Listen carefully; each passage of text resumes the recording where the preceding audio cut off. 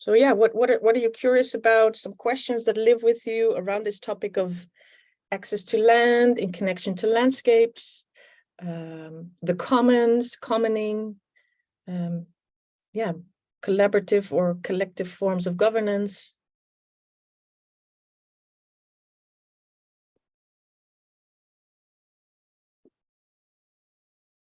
Or maybe a question to a specific speaker.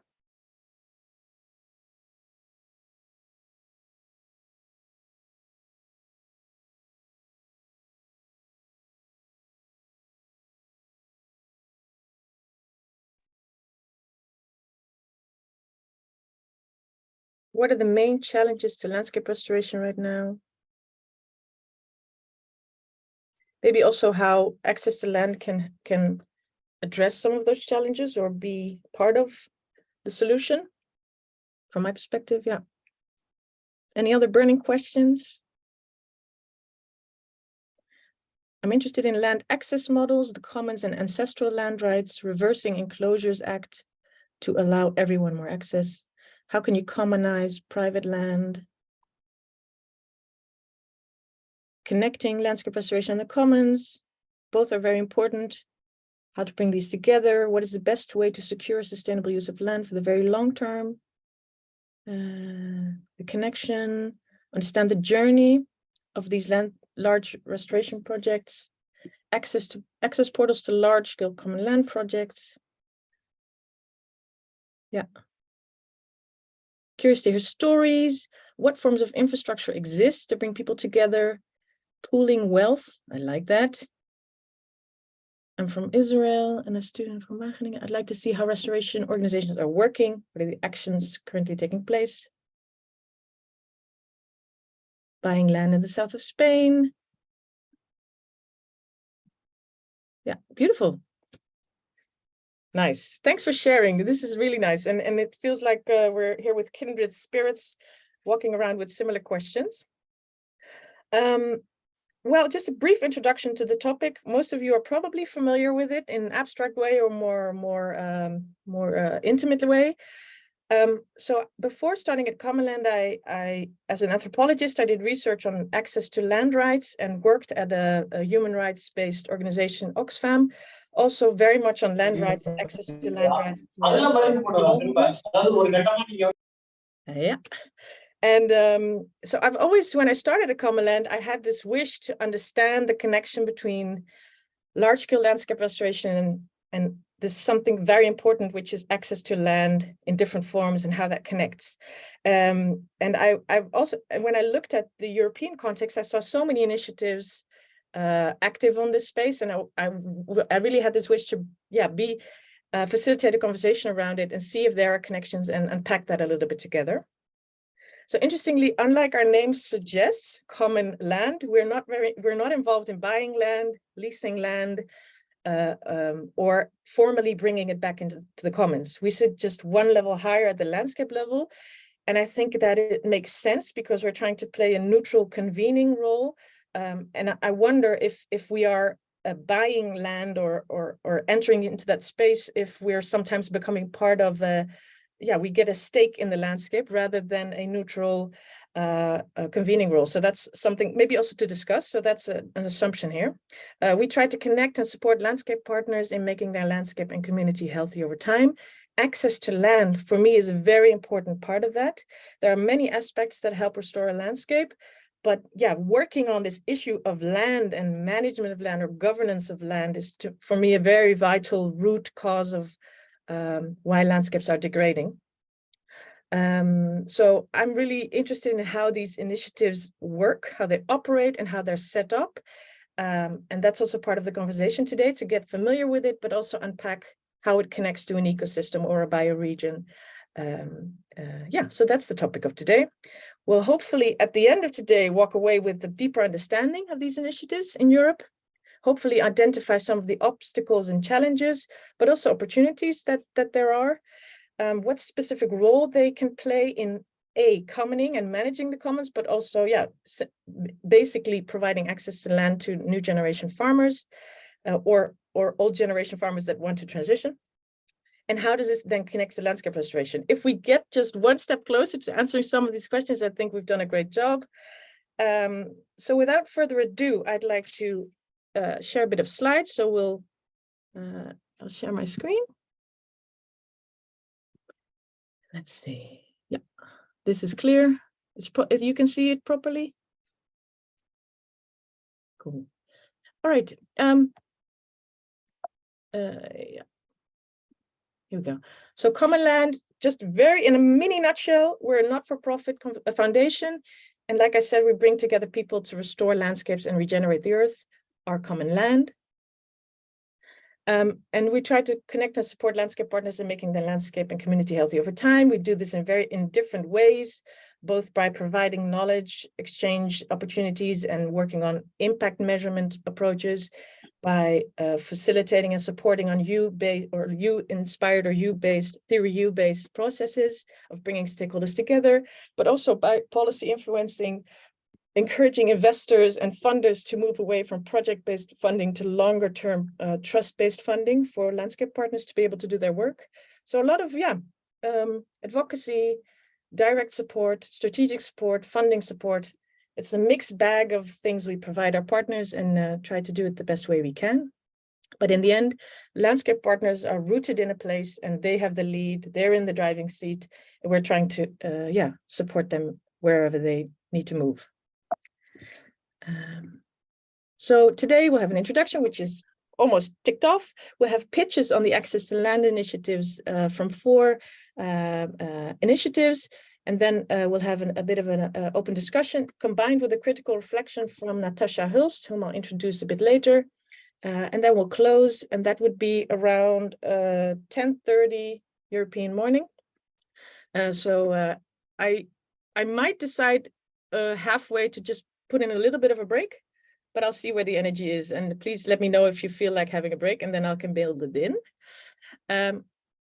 Here we go. So these are the 4 speakers that will present their land access to land initiative. We have Attila from Romania, we have Lisbeth from the Netherlands, we have Thomas from Germany, and we have Sjoerd from France, but also a little bit from the Netherlands. I'd like to point out because there's a connection. So Attila, I would like to start with you. I've done a bit of homework. ALPA is an organization that supports access to land for new farmers in Romania, and they're really grounded in agroecological principles. So Attila Sosh, I hope I'm saying your name right. He's the president of ALPA and to help secure land for agroecology, both old and new commons, and bioregional regeneration. So approximately since 10 years, he's been working on land rights, land laws, land grabbing nationally, and mostly at an Eastern European level. He has a master's in environmental engineering and agriculture. He's very passionate about environmentally and socially fair use of agricultural land. And through his work at Eco Ruralis, he's also been responsible for coordinating research and creating transparency about the situation of land in Romania specifically. So he wishes for human safety and subsistence fueled by the knowledge that he tries to co-create and the global vision that he believes in. He wants to really oppose land grabbing and support access to land for small farmers and agroecological food producers. So he feels like it's a good time to have this discussion. We had a pre-conversation, especially with the nature restoration law in Europe now, being in discussion, and small-scale farmers and how is farmland fitting into nature restoration. So he's interested in that. So we're really, really happy that Attila's here. And then I will go to your slide, Attila. Here you go. So the mic is yours, and you have approximately 5 minutes to just share some background. Go ahead. Thank you so much. And I'm really honored to talk in this new space for me, because it was a recent connection with Common Land, and it nurtured so well that it brought to this webinar. So thank you. As you were mentioning, Willem, I'm wearing these 2 hats. First, I would like to talk a little bit about Eco Ruralis. Eco Ruralis is a national umbrella of peasant farmers and agroecological food producers that holds around 20,000 members. It's a national coverage organization of small farmers. Romania has millions of small farmers, and we are uniting 20,000 of them, which believe in agroecology. And it's an advocacy organization working on the rights of peasants in Romania and Eastern Europe, doing a lot of political work and trying to do some policy change for the benefit of peasant farmers. And ALPA is a natural subtract of all this work on land that you have been mentioning, that I've been doing together with great partners in Romania and great members of Eco Ruralis and the network of Romania. And ALPA is really an access to land initiative starting up in Romania. It was established in 2017, but we just recently, 2021, 2022, started to really put the basis and the knowledge behind how to set up an access to land initiative in Eastern Europe. There are several ones in Western Europe, but it's really a challenge because of the land context in Eastern Europe, of fragmented landscape, of very fragmented land ownership, but also a lot of land grabbing, as you were mentioning, how to safeguard land for agroecology. And that's what we are trying to do in the bioregion of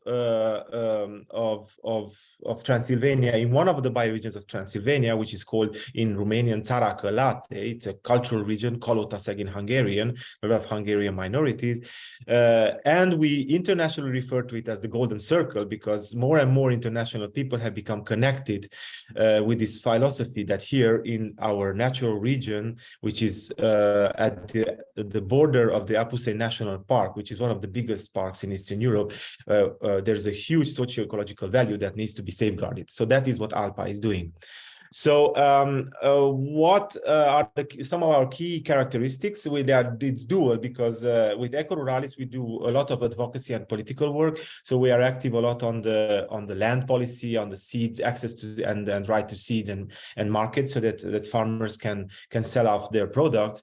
And we have a union-like governance model. So we are not a union because small farmers are not, as a statute, considered in Romania as farm workers. They are both farm workers and owners and commoners.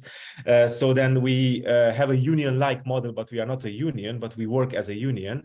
And we work with this complex status of a peasant farmer, especially also around the access to commons, because peasant farmers would be nothing without the commons in Romania, which still exist on millions of hectares. It's an ancient heritage of especially grasslands and hay meadows that people are working together, and without it they would not be viable for their livelihood and for the market.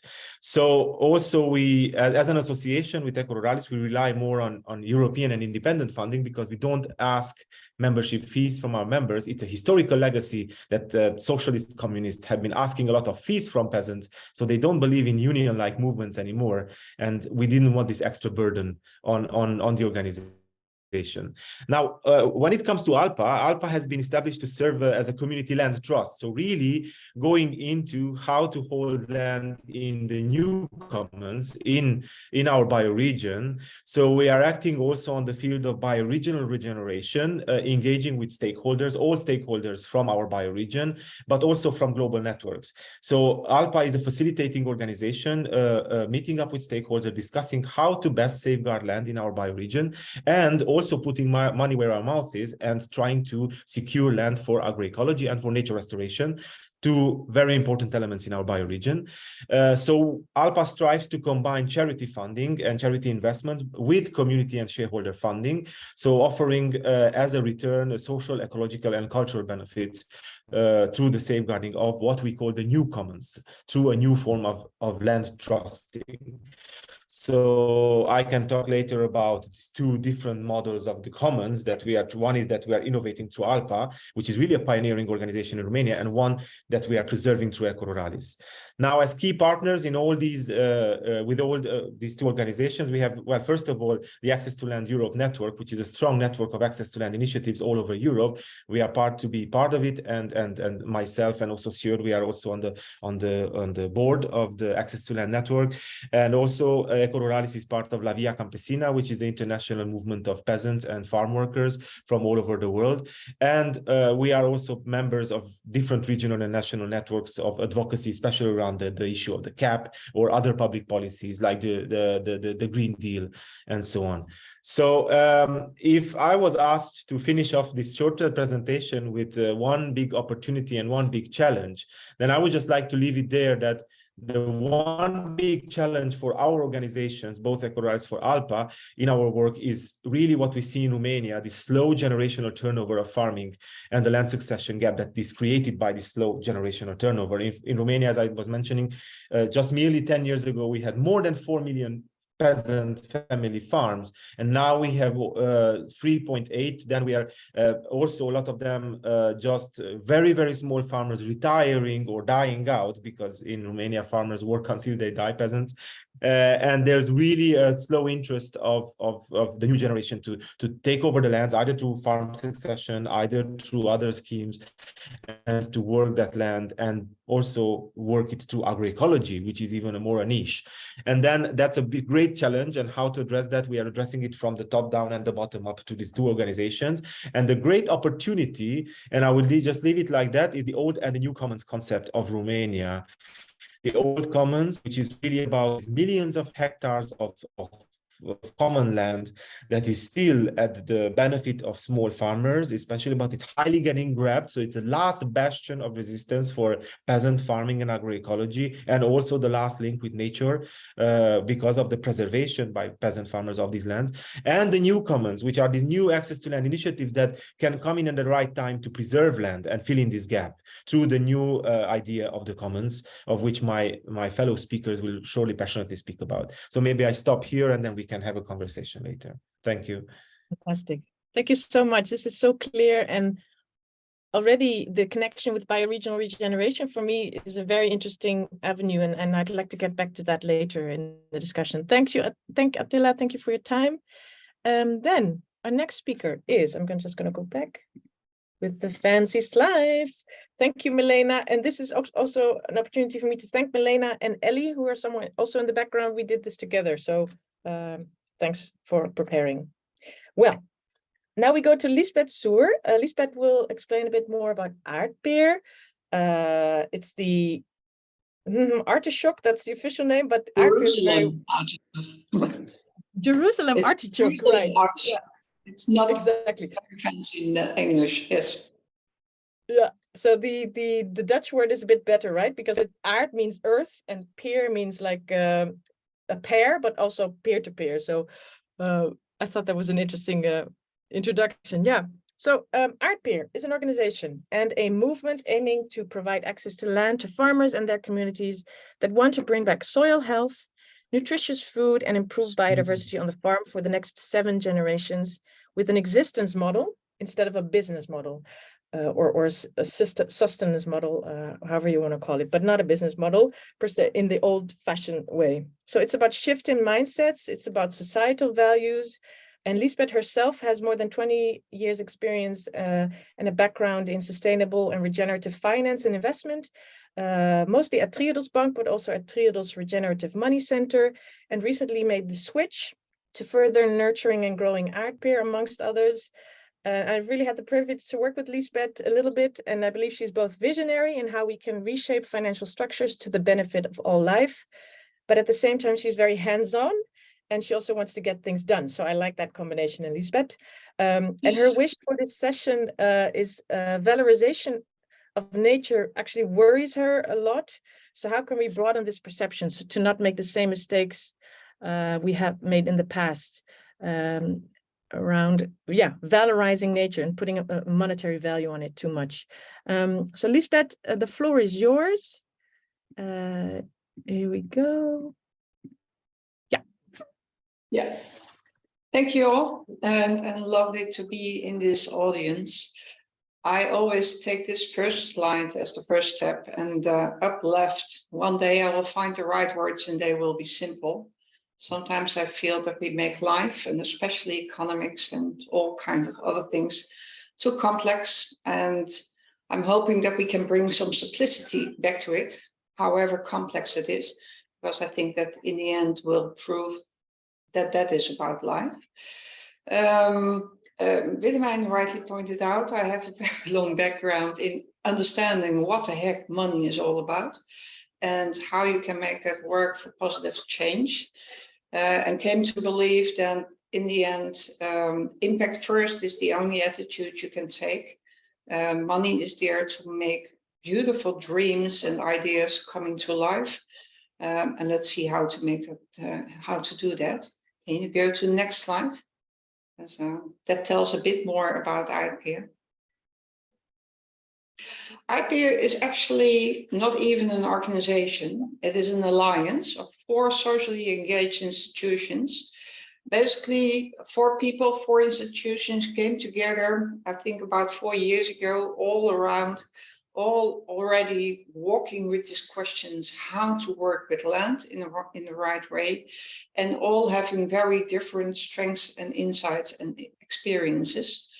BD Grondbeheer, who was already involved in land management for 40 years, coming from the same background in terms of inspiration as Triodos is. Herenboeren Netherlands, more about community-based agriculture, community-initiated agriculture, I would say it.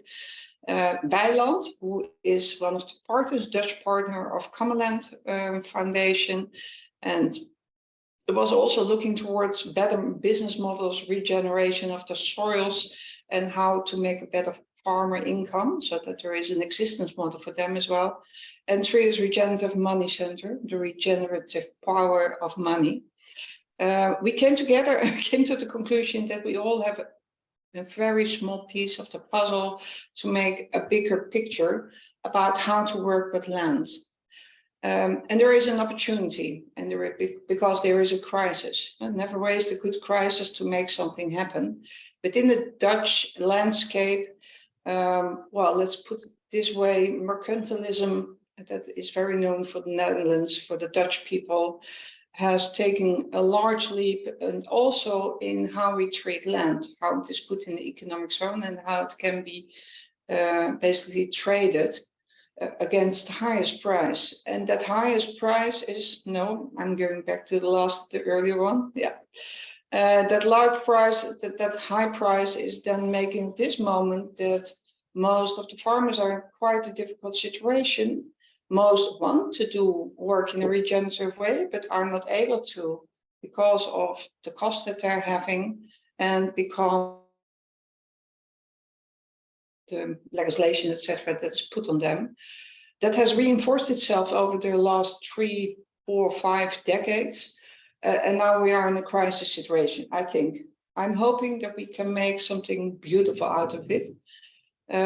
We would like to provide access to farmers that want to do it in a different way. And we do that by putting the legal ownership of the land in a green safe, treat it as a common instead of a tradable asset, and make it possible for new entrepreneurs with new insights to work in the landscape. They have to work on the social and the ecological side, and they have to have a resilient business model. For us, the starting point is the entrepreneur with this plan. I think if there is anything that we can add to the evolution, it is our beautiful spirits, beautiful ideas that we as human race can push forward. If I've noted something myself, that apart from that land is common, land can also be, if it is being provided to someone, support entrepreneurship in the right way. We try to do it with those initiatives that we feel can prove beautiful examples, can inspire people to take this routing as well. Because what we're asking is still quite difficult, still quite new to people. It's basically the message, okay, we take away your ownership, you're not getting a lot of in return, except for life for you and the next generations. But stepping away from ownership is not so easy. There are a lot of institutions connected to that. And we're trying to basically persuade, put a different picture in place about how it could work. What we dream of is a regenerative system, Earth, society, economy, and money, a balanced ecosystem that renews itself and that thrives. For that, it is important that everything that we have in common, like access to land, like Earth, that we treat it as a common. It is a long-term living economy that works for all living beings. What we do, what we've done so far, we've done some experiments on the one hand with land and with money. We put 2 bonds in the market against a pretty atypical structure. And as a banker, I know at least it is atypical, a pretty low return, but a return that is directly connected to the return that the farmer gets. So as to connect then the bondholders and the farmers to each other, that there is no differentiation. So basically, the return is really an outcome based on the outcome, not based on something that we think that is right from the risk-reward point of view. We did some other things about gaining more understanding, awareness about the importance of a healthy soil. Within 2022, we did 4 times a statement on that one with very different groups, with grandparents, with parents, with cooks, everybody sharing basically their support and their wish for a healthy soil. And we've now put ourselves into the political zone somewhere as well, showing basically that it's not just for those that want to work in an ecological way. In general, access to land is important for entrepreneurship and to make a living. In terms of governance, because we asked, okay, and how do you do that? Well, we're still under construction. We're human beings and we started somewhere. Basically, a laboratory where we try to experiment different ways. The first bond, basically, we did an ask out about who has a beautiful plan and what farmers can we maybe help. Within 2.5 weeks, we got 75 applications, and in the end, we were only able to select a couple that we thought were the best inspiration. The second time with the bond, we did it a bit different. We asked the public as well, well, please let us know which do you feel are best benefiting society. In the end, we were still able to help them all, but then in a different way. It was very clear that those that had more of a community around them, that was the more attractive ones to them. The third time, and we just sent out that one this year, is within a landscape in the Netherlands. That's Brabant, Van Gogh National Park. It's a national park that is working on natural environment that says, well, okay, farmers are part of that environment. We think it should be integrated in the best way possible. There were asked people from the region, 5 experts, partly expert, partly based on the region, to help us with selecting those initiatives that they felt were the best fit with that region. We're still working on that, how to make that best work. And we're trying to strike their balance between, because we feel the urgency of the issue to move something in the right direction. And commoning is one of the answers to that. It's moving fast and how it should be done. So between perfection and what can work. And that's basically really how you describe me. There's on one hand, the visionary part where we felt, well, we would like to have the whole commons involved and let's sit all together and make a decision. And then there's also the issue that we want to move fast and that we want to make sure that there's still life on planet Earth. I think that's it for now. And I can explain more a bit later. And I just wanted to share, there are some nice pictures also from the website and from the work you do. So this is Jaring Brunja. He's a farmer in Friesland, I think. Yeah. And super nice. Thanks for sharing. And we'll have more time later. But I think this was a nice introduction. Next up is Thomas Klimt. I'm just going to go back to flashy slides. Thomas Klimt. He will talk a little bit about Cultuurland. And I will just give a brief introduction. So Kulturlandgenossenschaft is a Germany-based cooperative which provides farms the legal and technical, between brackets, IT framework to enable community-funded purchases of agricultural land which is permanently taken off the market. So it enables the long-term securing of agricultural areas for ecological and regionally integrated management. So Thomas himself, he has a background in finance, community-supported farming and information technology, IT. He's passionate about creating a kind of agriculture that works in harmony with the soil, the plants, the animals, and society. He's also a lecturer at the biodynamic farming education in Switzerland, and he's also the head of project development and finance management at Kulturlandgenossenschaft. I hope I covered everything, Thomas. The floor is yours. Approximately 5 minutes. Here we go. Yeah, bingo. Can we pin Thomas? Here we go. Thank you for the introduction. He should be pinned. Does everyone, do you see him? Really? Sorry, Thomas, I just interrupted you. Not yet. All right, give me one moment. Let's try this again. We're pinning you, Thomas. I hope it doesn't hurt. I can feel it. I'm getting pinned. Willemijn, do you see him pinned now? No, nope. Let me see. Add pin. Yeah, he's pinned. Okay, Yeah. Great. Okay, continue. Sorry. All right. Yeah, so maybe one more piece of information about me. I actually did a 5-year vocational training to become a farmer myself, because I really thought I want to do farming, and I want to take over a farm. And unfortunately, I had to realize that unless you win the lottery, that's not really possible. So I ended up on a community farm.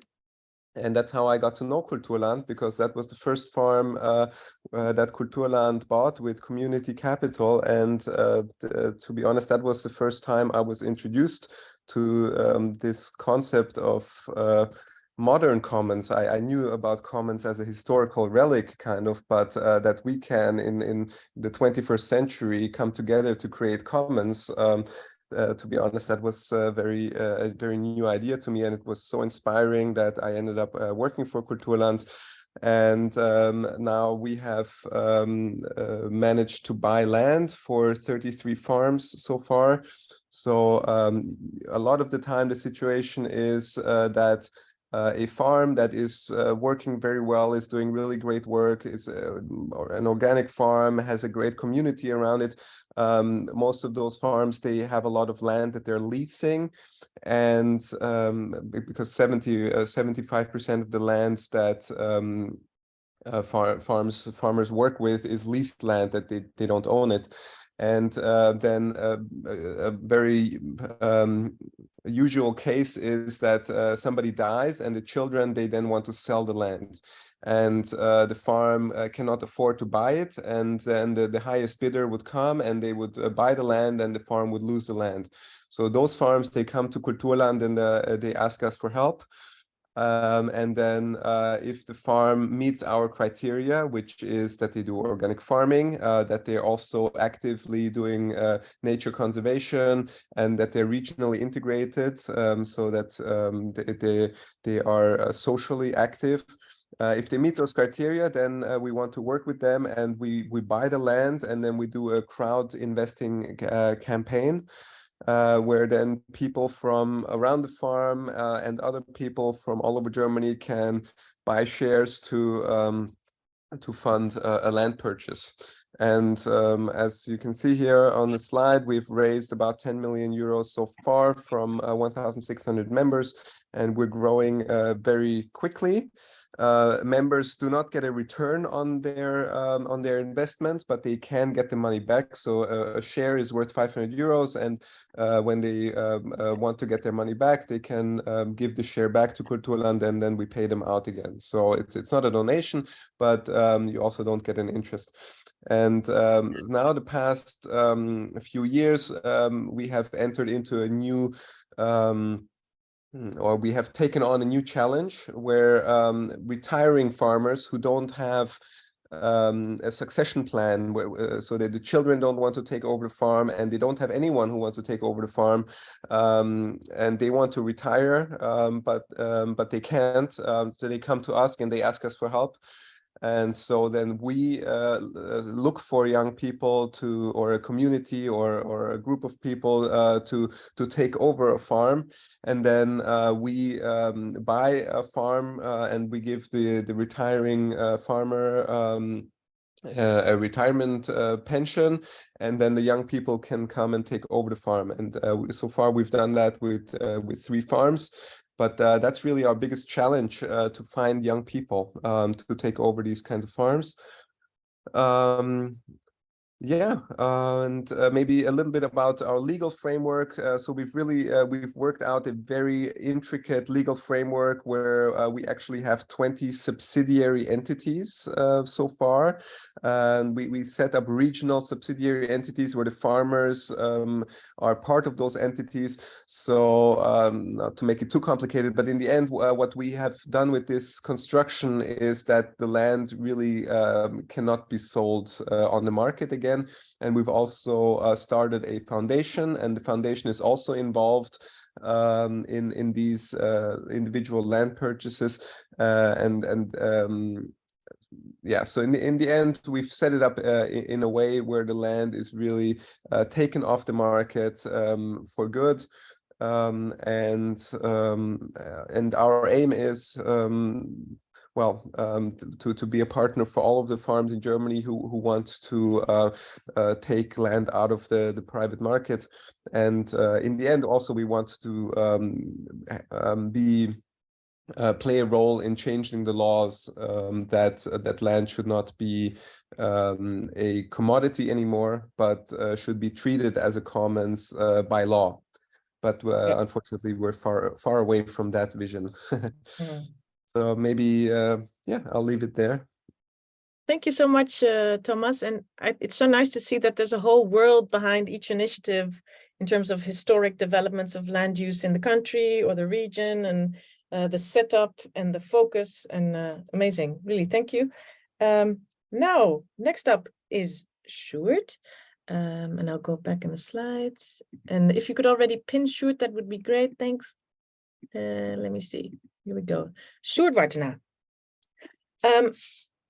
Terre de Liens is one of the first pioneering civil society organizations that Sjoerd mainly set up, working on access to land, and they have more than 20 years of experience to bring land under ecologically friendly agriculture and securing affordable access to farmland. So it's important to mention that Terre de Liens is also has also co-founded the European movement Access to Land, which has been mentioned several times. And it's also bringing together European organizations inspired or comparable to Terre de Liens to exchange experiences and do political work together in Brussels and elsewhere. I think it's rightful to say that Sjoerd Wartenaar can be regarded as an icon in the Access to Land movement. He has decades of experience in this field and as a sustainable food systems advocate and the founder of Terre de Liens. So he's the son of a doctor. He studied literature and worked at the University Library in Amsterdam, so the Dutch connection. But in the 70s, Sjoerd decided to move to a village in southern France, where he learned farming, and in 2003 founded the movement Terre de Liens. So Sjoerd, first of all, congratulations on the 20 years anniversary. Really well done.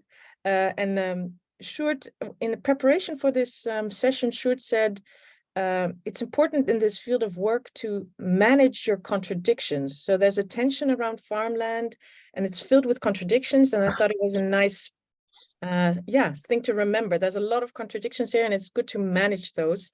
And I hope we can touch on it in the discussion.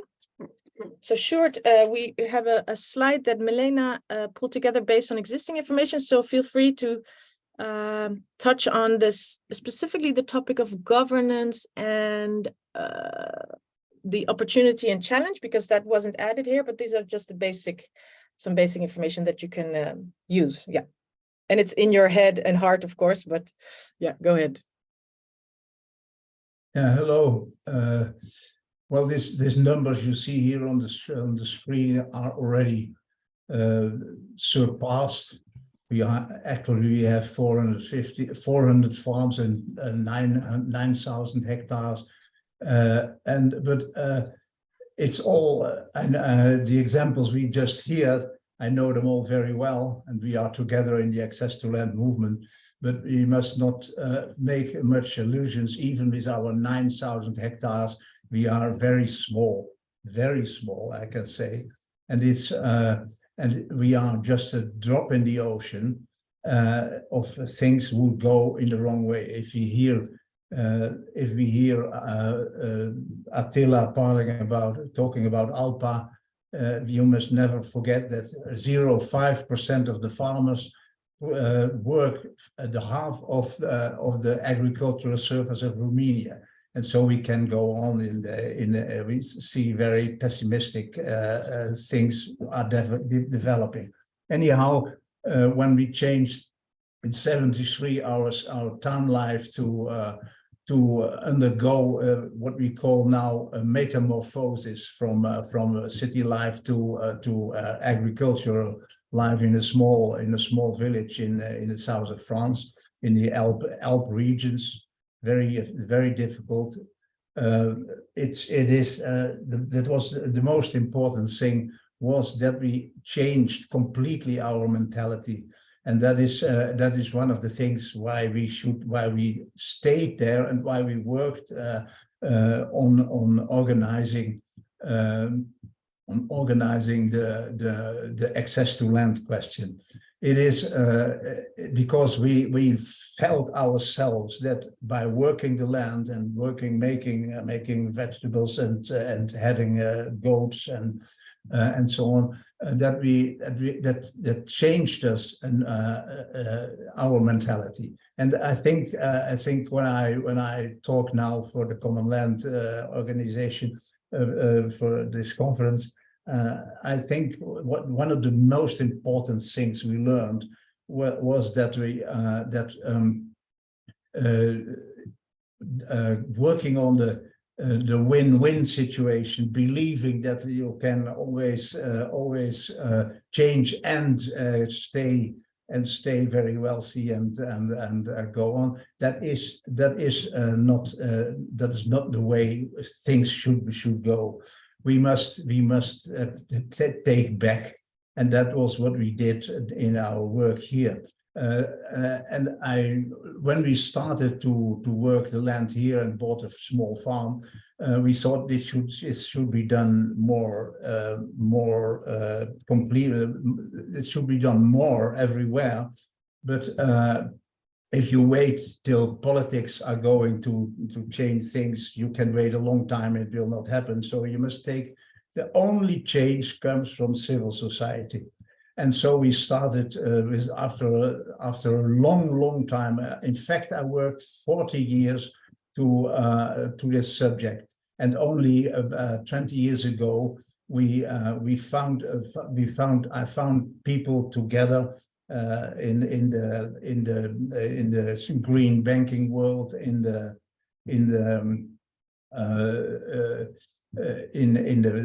organic agriculture world, in the biodynamic agriculture world. We found people to work together and to create Terre de Liens in 2003. And we have, in fact, in France, quite a good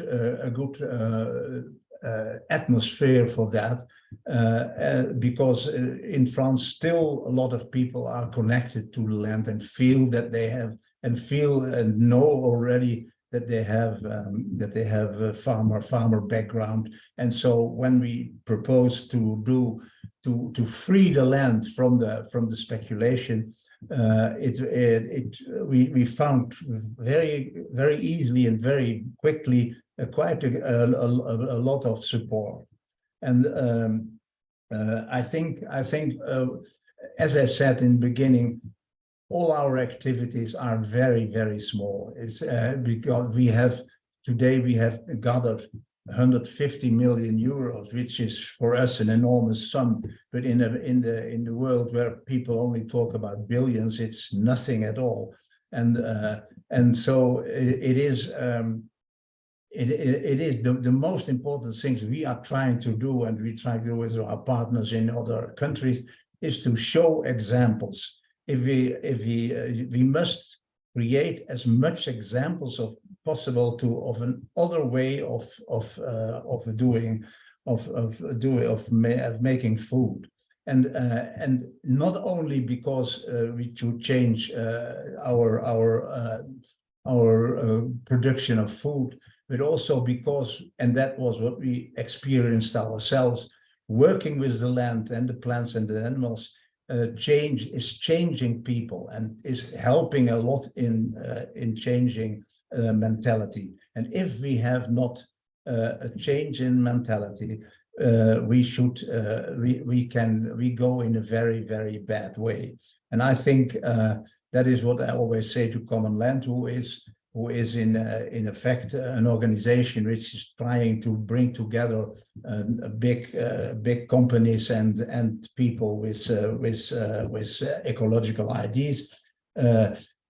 As long as return on investment means first a return on investment financially, and not first a return in environmental and social advantages, things will not change really.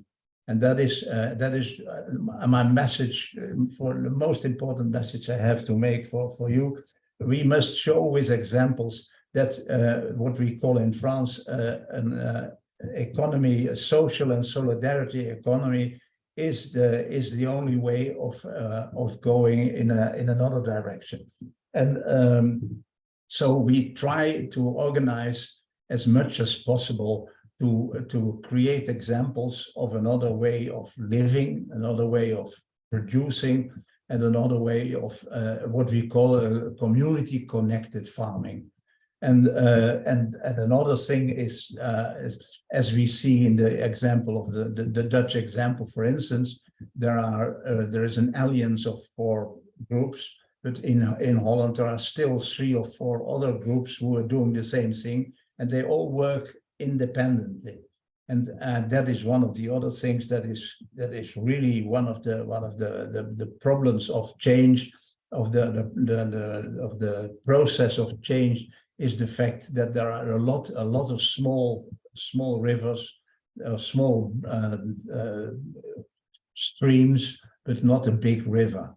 The thing that, because as we saw also in the examples before, there is an idea of doing political work, and that is very important. With the examples, we must show that we can go another way, but we must also communicate on that. And to communicate on that, and making a strong stakeholder coalition who is capable of really making a fist, being powerful against other organizations who are much better organized. We should put our own interests lower than the whole thing. I think I think that we need absolutely to understand that and that is what I proclaim in the Access to Land movement, is that I say to everybody in Denmark, in England, in the UK, in Germany, in Romania, everywhere, you have a lot of people who have other ideas, but they are independently. They don't work together in a constructive way, and that is the big barrier to have an influence and to do a lobby. And I think and we need that, because if you see how the other lobbies work in a completely other direction, I must say that I never lose hope, but I'm not really an optimist. Thank you. Thank you, Sjoerd, and I really appreciate you being here and spending your time here. We've all you've engaged with Common Land a few years back also, and it came from a sense of passion and commitment. And I think Since then, Common Land has also evolved, and I think my answer to your plea would be that Common Land is trying to bridge old and new worlds, and sometimes that means we look towards the old world and try to use that language to pull them into the new world, and sometimes we stand with both our feet in this new world that we're trying to create, and it's this balance of we want to be inclusive, and I think if we want system change, we also need to take partners on board that might represent a system of like exploitation that we've previously seen and that has ruined a lot of our Earth's of planet Earth. But I do sorry, you, I totally agree. I have two remarks more to say. As there are two heels of agilis. There are two barriers really important. First is that if you want to change the agriculture, the access to land and the land as a commodity is absolutely the barrier. You can have a lot of big ideas about change.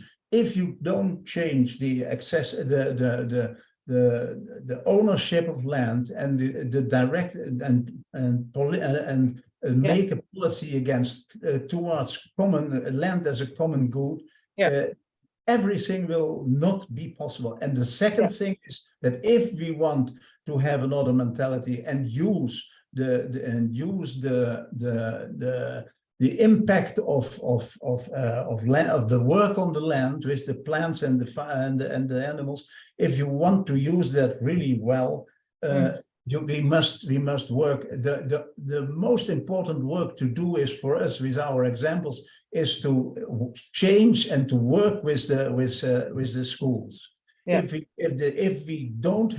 not every school has a contact as a farm, and if we don't have everywhere institutions like in the United States, the stone barns, and in France, Terre Avenir, to educate people towards the work with the land, we will have that are the two most important barriers. I wholeheartedly agree, and I think but that's room for discussion. I think where the land access to land initiatives connect to what organizations like Common Land are doing is that you can operate at different levels. You can operate at farm to farm level, and you can operate at a bioregional landscape level. And at a bioregional landscape level, for us, it doesn't make sense to take land off the market. That's really farm to farm level organizations that really know the details of that, I think, are best placed to do that. But let's open discussion, and thank you very, very much. I see a lot of things in the chat. Woo! I can't read it. So many things. Okay, let's move to Natasha. Natasha, I know you're in the car, and I know you're on your way. Can you hear me? I can hear you perfectly. Okay. Yeah.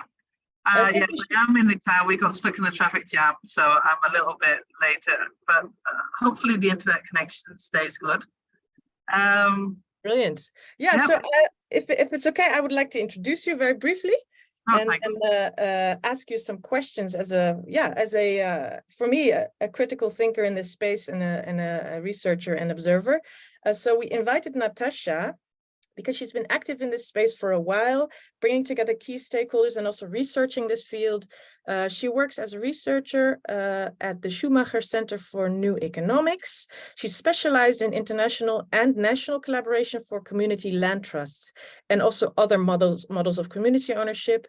And we wanted to ask her to provide a bit of a critical reflection on what she observes in Europe. So about the Schumacher Center for New Economics, it's a not-for-profit organization on a mission to educate the public about an economics that supports both people and planet. They combine theoretical research with practical application at the local, regional, and international level to really design transformative systems and communicate clearly about the principles that guide them. So it's a beautiful organization. Next to that, Natasha also founded Grond van Bestaan. I don't know if there's a proper translation. Sorry? Bounds of existence. It doesn't sound like great in English, but yeah. Nice. And she's working on a food park close to the city of Amsterdam. and standing on the barricades to protect, beautiful piece of land from becoming, engulfed or eaten up by the city, basically. So she wishes that conservation and restoration professionals become a bit more aware about land rights and the commons and the guiding principles around them. So thank you, Natasha, for being here. We asked you to reflect a little bit on what you see in this space. I'm just going to stop sharing so we can see you. Here we go. So what are your thoughts when you hear all this and being in this space? What would you like to share? Well, I do. Thanks a lot for inviting me. And of course, I know Stuart very well, and also Lisbeth, and I've met Attila before in Access to Land meeting. And I'm just so impressed with what they have been doing so far, because it's such a, it really is an uphill slog, let's say. But I think what Access to Land initiatives are working on is probably the most important thing that we need to do at this point in time. It's really to create a counter narrative to the narrative that exists at the moment around land and farming. The narrative around commons is, I think, really helps to frame it differently, because at the moment we see land mainly as commodity, and the famous Aldo Leopold quote is that we have to see it as a community to which we all belong. I think that at the moment, I mean, I've been working on commons since 2017, together with David Bollier since 2019. And what I really see is that it's really, everything in our society is so very much entrenched at looking at land, but also other things as assets and commodities. And that really is such a big barrier to any kind of food transition. I would actually say that if we don't look at the way in which land is used and traded and bought and sold, and with the continually rising land prices, sometimes they plateau shortly, briefly, but they always rise. There is actually hardly any way in which we could realistically transition towards a sustainable food system.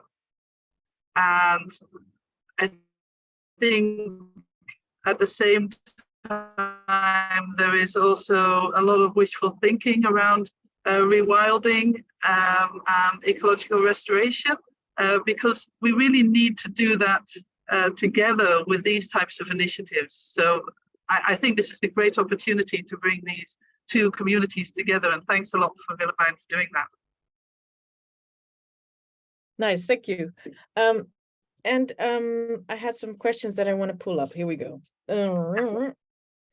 Because I wanted to understand, Natasha, when you look at, when I listen to these initiatives, I feel like, oh, they resonate, they're somewhat similar, but they're also a little bit different. What would you say are there like different types or shapes that you see very common in the space?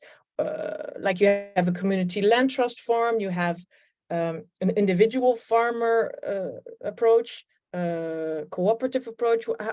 What are the things you see as red threads in this community? Well, I think that as so far, I mean, one of the main things that people have focused on is also in the Netherlands, for example, with Land van Ons and IP is very much focused on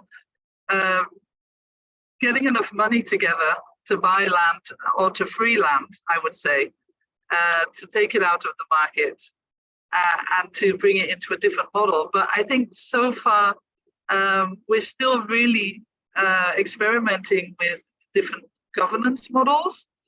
I do think that that's probably the most important thing we need to do now, and that's why we set up for the Netherlands. I set up the organization Grond van Bestaan to look at not just how do we actually pre-finance land, because in the end of the day, I do think that it should be brought into a more community land trust type model. I can explain that briefly. It's the idea is, also Attila mentioned it, is that you bring together the three different, in a tripartite governance form, you bring together the farmers, the owners of the land, that would be in the community land trust, let's say. So you also split the owners, the owner of the land or the legal ownership of the land from the user ownership. And then you also bring in the local community.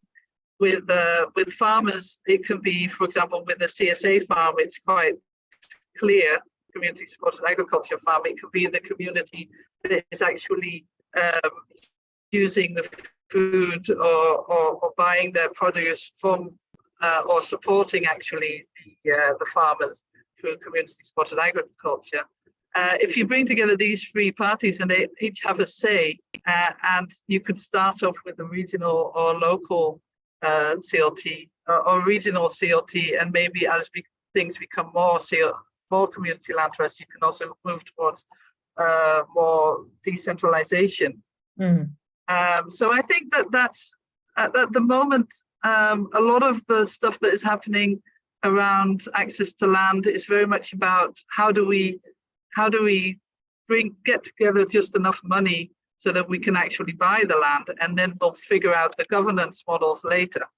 So that's kind of, but I feel I think the time is really ripe now to move towards looking at the governance models.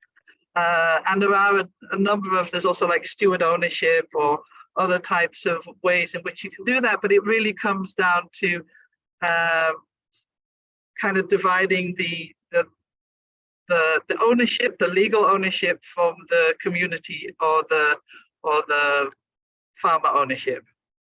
So yeah, you kind of, can you repeat that last sentence? That, because I think that's very important. Can you repeat that last? You make a distinction between the legal ownership. So the legal ownership is in a trust, and the user ownership. So I think those two things you have to really divide. So one of the things is, I think there's a lot. I just wanted to add one thing, is that a lot of people think that the local or regional governance could play that role, because, you know, for example, in Dutch we talk about the gemeente, and that comes from gemeente. So a lot of people think, well, okay, what if the state or the local government or regional government would own the land? Wouldn't that just be a very easy way to go about it? And I think that at the moment that is not a possibility, because of the way in which the politics work. If we're thinking about taking land out of the market for 7 generations, or so that we can take it out of the speculative market, I do not think that local or regional government or state government is the right actor, because they are so they are actually very short term in their way of thinking.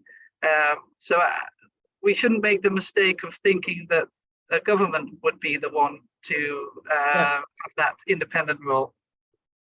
Yeah, Roger. Yeah. Also because there's the sort of there's a lot of connections between governments at different levels and corporations and business activities. So that's this commercial element is maybe that's not the right route. I just wanted also to add that the way in which government, of course, people talk a lot about neoliberalism, the way in which government and government and market have kind of become very closely related. Even we can even call them the market state. I think that also makes government not the right actor for this. And in some ways, I feel that the commons is really creating a balance, and is maybe creating room between the market and the state. So that's why it's also such an important movement, and especially around land, because that's we're actually, I think it's an emancipatory movement. We're we want to emancipate the farmers or civilians. And at the moment, I think both are being crushed between the market and the state, just to put it quite vividly. We're not actually, we don't have the agency that, and I totally agree with Sjoerd, is that we need to bring together these different parties so that we can maybe strengthen the commons and us as civilians, let's say, and commoners. And so when I listen to you, and just a last remark, and then I want to open up the floor for questions and answers to all the speakers. I think if so, from the Common Land perspective, we're trying to defend or stand for this unity of a landscape or a bioregion or a region, whatever word you want to call it, and it's a very dynamic unity. So it's biocultural, it's sometimes jurisdictional, it's sometimes in the imagined mind of the people living there, it's sometimes like defined by the water catchment. So what a landscape is very fluid. But what I listened to this podcast this morning, which I'll share in the chat again, was about a bioregion. It could also be a region where where a cultural group of people living there and working there can sustain themselves with food, materials, have a local regional economy within that bioregion. And that level of economy thinking at a more regional, bioregional level is very interesting. And then this connects very much to an increase in community land trust models where this land is secured within that ecological or economic bioregional unit. And that could be the future, I think, where we move a little bit away from this highly globalized import-export based world where we regionalize a lot of our lifestyles and production and the way we live. And that's where I think these pathways towards community land trust approaches and connect to bioregional approaches. And that's why I think they can strengthen each other. And we should also continue to hold hands as we transition towards this new world we want to create. And what are you think, Natasha, some key leverage points that you see or that we should focus on in the community that you operate in, but maybe also at the bioregional level or landscape level, if you will? Really, can I quickly interrupt you guys, just because I see that Thomas's hands is up and he has to leave. Thomas, go ahead. So maybe you can just go ahead, Thomas. I just wanted to add to that discussion that you don't necessarily need a government ownership of land to have a country or government be a part of creating a commons. And here I would point to Switzerland, where I've lived for a long time, and I did my farmer training, where they have created a set of legal, a legal framework where land ownership of agricultural land or private ownership of agricultural land doesn't exist in the neoliberal sense.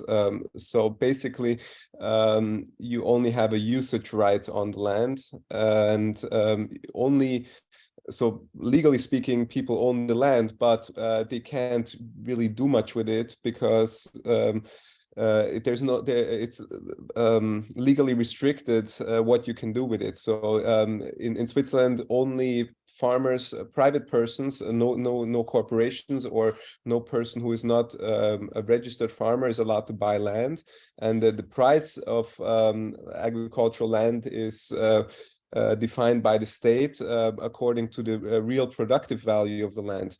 And there's very strict criteria on what you can do in terms of ecological criteria with this land. So you can call it private ownership, but it's not private ownership in the neoliberal sense where you really can't do much with it. So they've created a set of laws where basically farmers have a usage right on the land. And actually, when the farmers retire, that's a whole separate topic. They have to give up the land, so they have to pass it on. And I think this is actually a really inspirational model that should be studied more by other countries. Yeah, I think that there's also a lot of room for government to, especially local and regional governments, to work together with commoners. And, you know, I would call it kind of public commons partnerships or public civic partnerships. So far, I mean, we all know the public partnerships, but I think that government should really start to look at new legal structures, new fiscal structures. I mean, these are the biggest barriers for these type of new things at the moment, new types of commons that we're trying to create. It really is very, very complicated. I think Sjoerd was right to say that in France there was a better climate for these type of things than in a lot of other countries. So yeah, definitely is a really important role for government. But first, we need all of these examples. Like Sjoerd said, we need to have enough examples, and we need to also bring together different movements and also different organizations working on this. But what you just said about bioregionalism, I think that's also a very important part of the new narrative around land ownership and also land. So yeah. I think there's definitely, they're all different parts of this puzzle for this new type of narrative. Yeah, and I think we need to get more familiar with each other, and yeah, so I like that. I saw a hand from Lisbeth, and I'm hearing a voice. Yeah, I want to say something, Sjoerd. Yeah, go ahead. Because Lisbeth talks about France, and in fact, one of the most clear signs that politics are so important is the fact that in France, for the moment, the average price of a hectare is 6,200 euros. In Holland, it is 80,000, and you can't nearly buy nothing under 100,000 a hectare. In England, you have in France some instruments which are really useful to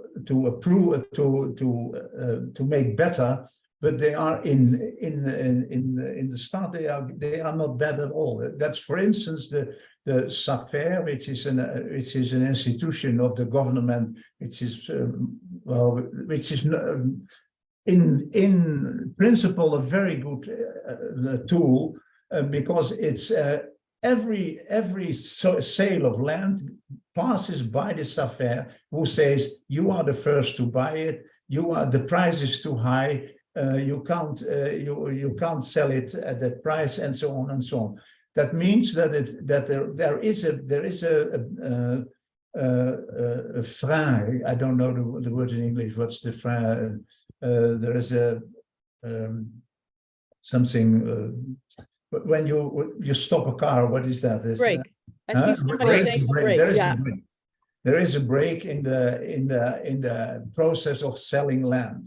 And the second thing is that if you own land and you hire it to a farmer, the farmer can, after 9 years, retake it again, and the price of the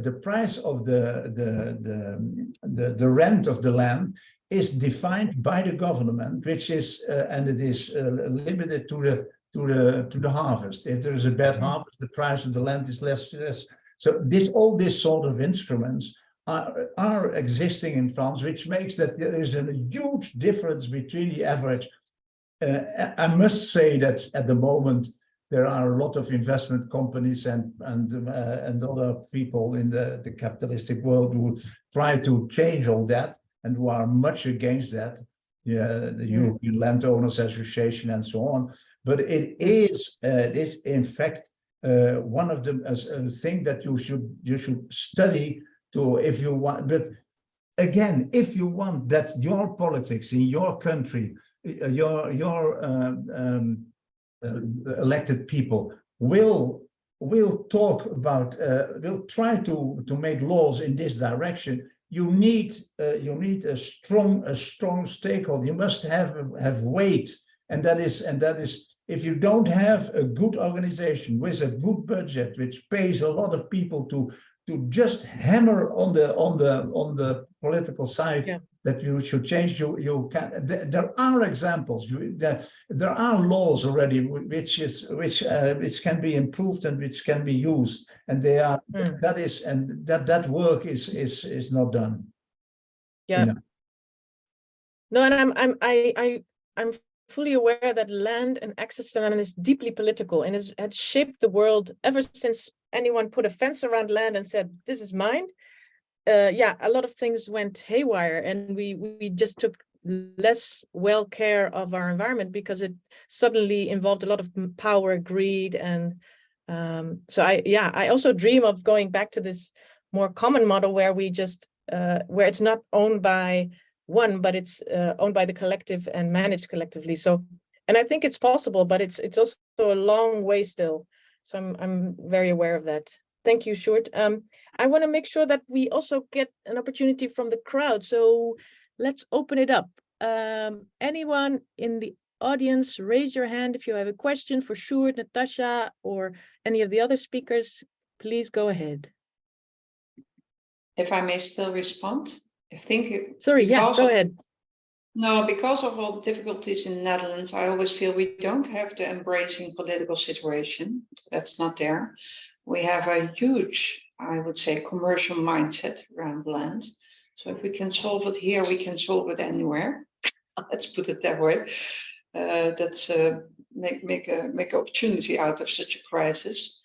And sometimes it feels like a dream, but if I think through it in my bankers and my long-term finance economic mindset, then I can't explain the way the Dutch system is working, because it is basically jeopardizing the rights of the future generations, jeopardizing entrepreneurship, everything that is at stake, everything that we are known for. So I think it is somewhere in the rights for the future generations. And Lab voor toekomstige generaties, the Future Generations Lab, is looking at that as well. That we can find some of the answers, and institutions have a difficulty understanding these kind of things, just like politics. But normally private individuals can better understand. They can make the heart-to-heart connection and can make something happen. So that for me feels like that is the first one. You can do that by the voting, as Sjoerd rightly pointed out, but you can also put your money in the place where your heart is and where the future of your children is. So that to me is the most important plea. Any euro will help.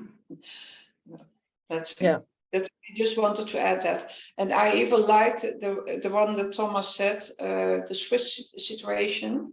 In the Netherlands, it's not even true that you have to be educated to work on the land. As far as I know, in Switzerland, you can only work with the land if you have done some training and with an outside organization or with an outside farmer, not your family.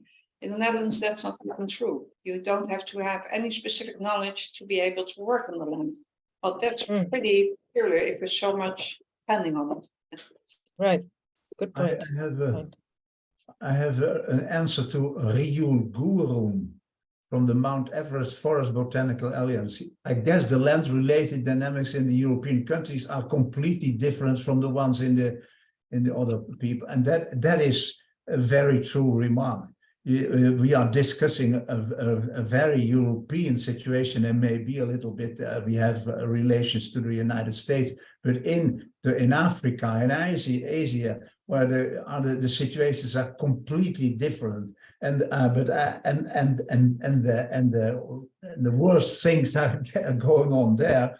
But I'm sorry, we are just. I must limit myself to France and to Europe. And I always say, if we don't change things here, things will not change elsewhere. Also, if the people who put money in big agricultural adventures in Africa and in Asia, and let us talk not about the Chinese example. We must change the attitude of the people here who are investing in destroying land and nature in other things. So that is why we limit ourselves in this discussion on Europe, I think. But I am completely aware that one of the most important things is the smallholder agriculture in the rest of the world, which feeds or still 70% of human needs. Mm. Mm-hmm. Yeah, that's really wonderful. In fact, me coming from Nepal and getting to hear all the stories of land-related problems in Europe, it's just a big eye-opening for me. Now I realize land problems are everywhere. Normally we in the global South, we always think that Europe or in the advanced countries, they do not have these sorts of problems.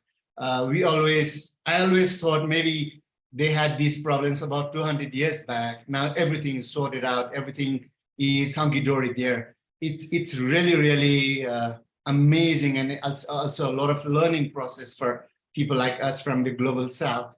So we are not only the ones in the game, like, getting crushed with all the complexities of all this. So even you guys in Europe are also facing similar kind of problems, but in a different way.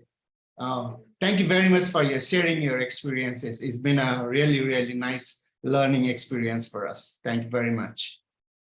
Thank you so much, Rajul, for bringing this in, because that was also a realization I had. Like, these problems emerge everywhere, very contextual and very different given the history of the country or the continents. But there's so many similarities, and it's so connected as well. So thank you for pointing that out to us. And it's nice to see you again. Yeah, thank you very much. Thank you. Yeah. Good. Okay, thank you. We have a question from Jenny. Go ahead, Jenny. And apologies for being late. So I've missed a lot of the discussion. I didn't join till about 9, but I just wanted to give point of information. I'm kind of downsizing. So I sold a property and I've now got the money to spend. And I get a great plan of buying some acreage, small acreage. I don't have a huge amount of money to plant trees and stuff on, to be green, to be sustainable, because in the UK, we only have 13% land covered by trees here. So we need to do more. But can I do it? It's impossible at the moment, because if you're trying to buy land that doesn't already have accommodation on, which means it's going to be jolly expensive, then you can't get planning to actually live there. You can only put a shepherd's hut or something on there where you can live 21 days of the year. So if people want to buy land and have land for climate change and use it in that context, it's in the UK, it's impossible at the moment to do it. It's just a point of evidence, I suppose. I'm lobbying MPs, so I happen to know, but they're conservative, so I don't think it's likely to change, because their policy isn't that they want people to have the land. And when I was trying to buy a leisure business, sounds like I've got loads of money. I don't. It was just a way to get the land and to be able to live on land. I wasn't allowed to live there because the planning has only been given consent for leisure and tourism, and there's no way, unless I've got animals and a large chunk of land given over to animals, that I could actually live on the land. So it's just really frustrating. But if you want to act and are prepared to act and change lifestyle, and everything, you can't. It's just seems impossible to be able to do it at the moment unless you've got other accommodation. There is quite some activity on our subject in the UK, and I think if you have questions about that, you can contact the Soil Association or the Land Trust. They can tell you more about it. Okay, thank you. Brilliant. Is there a website you could go to, Sjoerd, or we're happy to help make the Soil Association. If you write to the Soil Association and you say it's about the land trust subject, things go well. Perfect.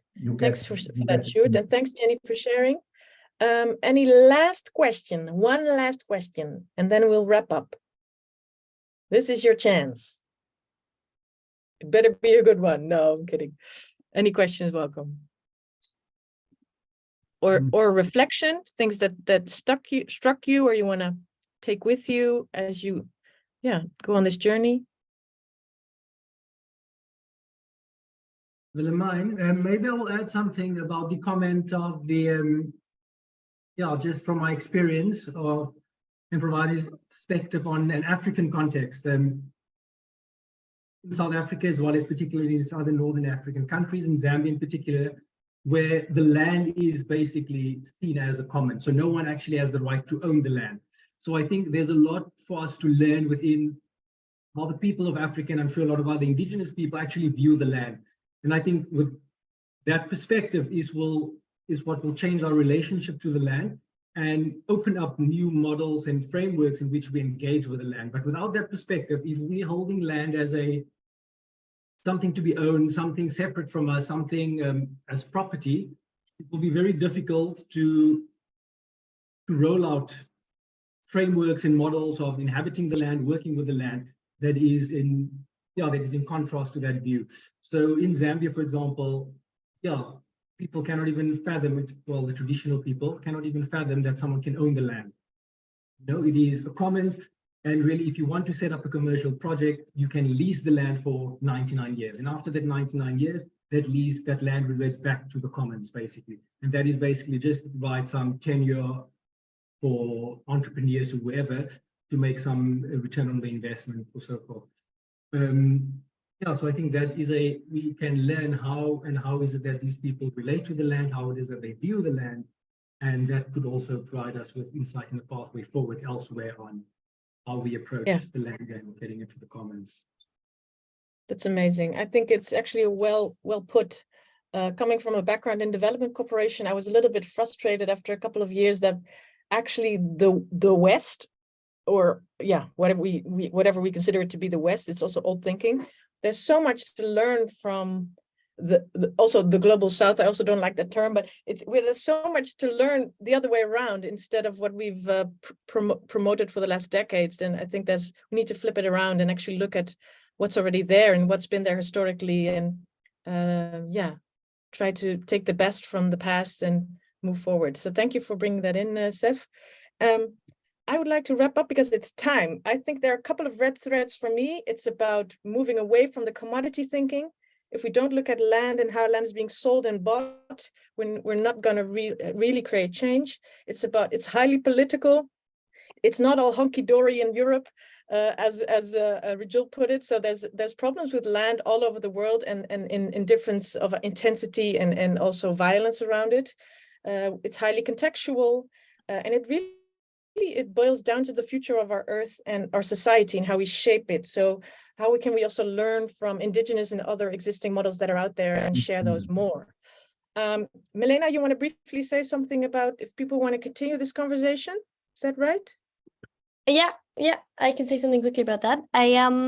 So we organize these events all the time, and sometimes the conversations are very engaging and people want to continue the conversation. So we recently got this app called Circle, and I'm going to put it in the chat, it basically functions like WhatsApp. But if you want to continue the conversation afterwards, you can just sign up.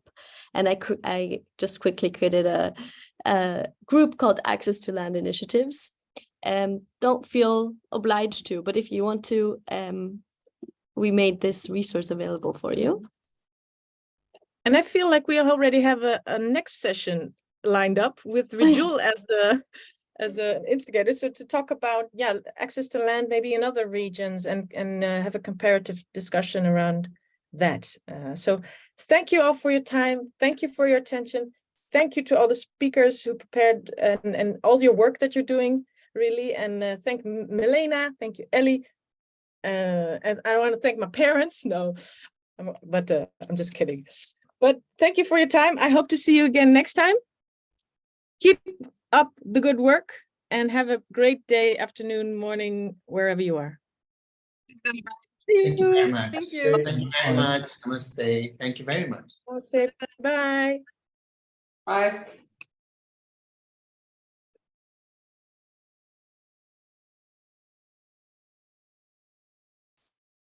Yeah. This is one of my existence.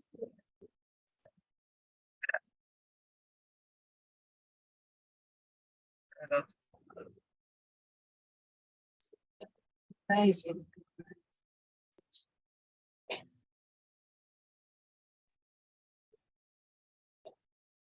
Well, Natasha, that went well, even from the car. Oh, thank you. Thank you. I'm happy to hear you can still follow it. Despite. Yeah, definitely. Okay, great. Did you like it? I really enjoyed it. I mean, I always like talking about this topic. And thank you to Leonie for driving. Hi, Leonie. Hi. We had a terrible lot of traffic jams on the way, and here we are now, just arriving at the Marienrijn. Cool. Say Yeah. hi to everyone there. I was there yesterday, so. Yeah, I know you were. Yeah, and I think you didn't realize when you planned this event that it was at the same time as. No. No. Doesn't matter. Anyway, it was okay. It was super interesting. You guys did. It was just wanted to say. It was super interesting, Natasha, also the things you said. So yeah, very thought-provoking, and it was awesome. Thank you very much. Will it be also online? I mean, will you have a recording online? Yeah. And you can also, we'll send you maybe the chat so that you can also see what people said. But could you also add the Schumacher Center website, because there's also a lot of information about community land trusts on there. Yes. As well. Yeah. For if people are more interested to learn about that. Okay. See you later, alligator. Bye. Bye. Bye. Bye.